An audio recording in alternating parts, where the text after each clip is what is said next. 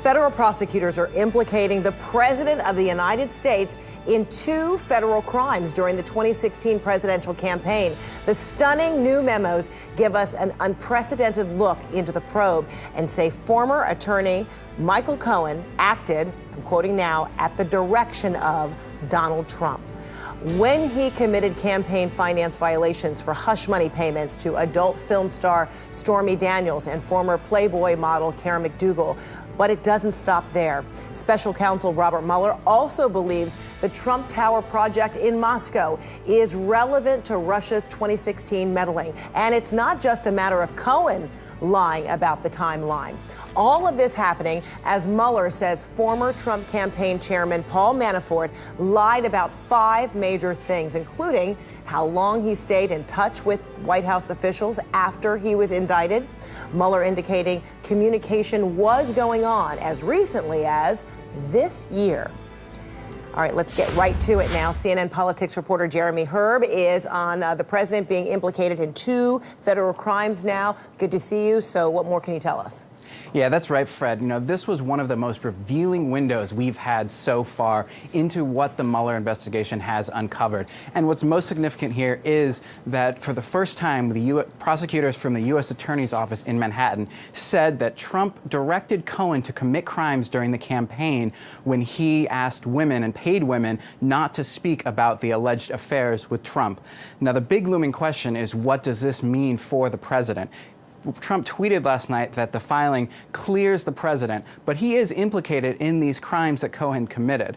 Now, the DOJ has not accused the president of a crime and has said that, in fact, a sitting president cannot be indicted. But this is certainly a matter that Congress is going to take up once Democrats take back the House next month. Now, in addition to the talk about the women, Friday's filings revealed that new contacts between Michael Cohen and Russians as part of the Trump Tower Moscow project early on in the campaign.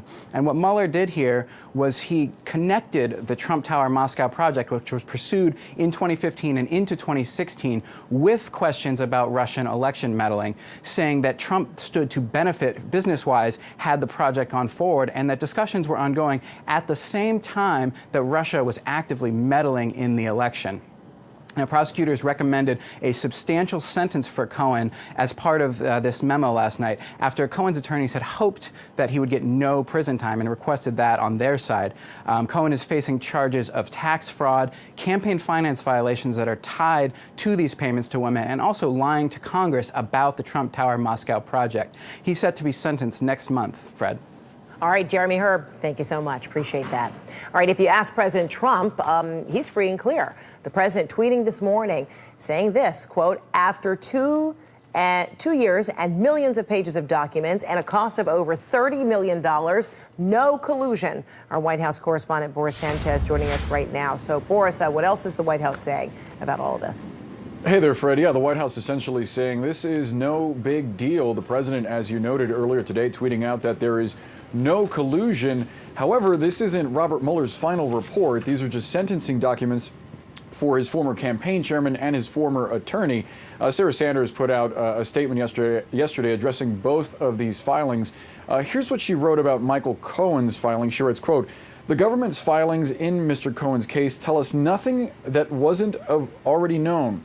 Mr. Cohen has repeatedly lied, and as the prosecution has pointed out to the court, Mr. Cohen is no hero." Not included in her statement is an explanation of whether President Trump was aware or not of that Russian national that approached Michael Cohen, suggesting that the Russian government could have political synergy with the Trump campaign. She also writes about Paul Manafort, and she writes, quote, "The government's filing in Mr. Manafort's case says absolutely nothing about the president. It says even less about collusion and is devoted almost entirely to lobbying-related issues." Once again, the media is trying to create a story where there isn't one. That's certainly not the case, especially considering that it was revealed yesterday that Paul Manafort was having conversations with a senior administration official as recently as May, something that was not addressed in this statement either. As we noted previously, Jeremy noted, the president yesterday tweeted out that these documents clear him. The question of whether he understands that he is individual one in these documents is still out there. Of course, Individual 1 directed Michael Cohen to commit campaign finance violations. We'll get a chance to ask the president that as he departs the White House later today. He's heading to Philadelphia to attend the Army-Navy game, Fred. All right. He doesn't usually, pass up an opportunity to speak. So we'll see if he'll do that today. All right, Boris Sanchez, thank you so much. All right, joining me right now to discuss a former assistant to Robert Mueller and former federal prosecutor Michael Zeldin, and Politico's congressional reporter and CNN political analyst Rachel Bade. Good to see you both. All right, so Michael, you first. The president, has been implicated in now 2 federal crimes. The president, of course, tweeting out no collusion, downplaying this. But in your view, how significant are these connections, are these sentencing guidelines, these 2 crimes now being connected to the president? Well, the Southern District of New York has determined in its pleadings that Michael Cohen committed felonies at the direction of the president, then candidate Trump, and therefore, by inference, the president has likewise committed 2 crimes. Whether they would ever be prosecuted by a prosecutor, leave aside whether or not you can indict and prosecute a sitting president, is probably unlikely. These are cases that require a lot of complicated proof about the intent to influence the election. But that all aside, this is what the Southern District of New York says. The president instructed Cohen to violate the law. And there's just no way that that's helpful to anybody. Mm-hmm. And Rachel, so his fingerprints, allegedly are on it, the president's fingerprints here. But then the president tweeting that this news totally clears him. And we've heard him, in the past, imply that he is above the law, even saying, he could shoot somebody, in Manhattan and nobody, would really flinch at that and he would still get elected. So is this the president really realizing that this is very serious, or is he dismissing this? Is he naively, dismissing all of this? I bet there's probably a difference in what he, feels privately and says publicly. I mean, very contrary from clearing him, this digs him in several feet deeper. You have not just a former lawyer who has turned on him and who has lied before, saying that Trump directed him to pay off these women, which was illegal given the campaign finance laws, but these are federal prosecutors who are saying that Trump directed it, calling him Individual 1, directly implicating him. Another thing I would say is, the plot is really thickening when it comes to the whole collusion aspect and question of collusion. Democrats, even on the Hill, had sort of let go of that narrative because there wasn't a lot of proof that something was going on. But these filings, what we saw this week was that Mueller is getting very close to connecting and is very much saying there's a connection between Trump having business interests in Moscow and trying to get a Trump Tower built there and approved there, and what the Russians were doing in terms of offering this political synergy and then later interfering in our U.S. elections. So he's really building this case right now. I think it's going to be interesting to watch. Obviously, you cannot indict a sitting president. At least there's no precedent for that. It would be very unprecedented if they did. So Democrats on the Hill, when they take over, they're going to have to ask themselves, are they going to try to impeach the president? What are they going to do about this? Because it's really probably going to come down to them.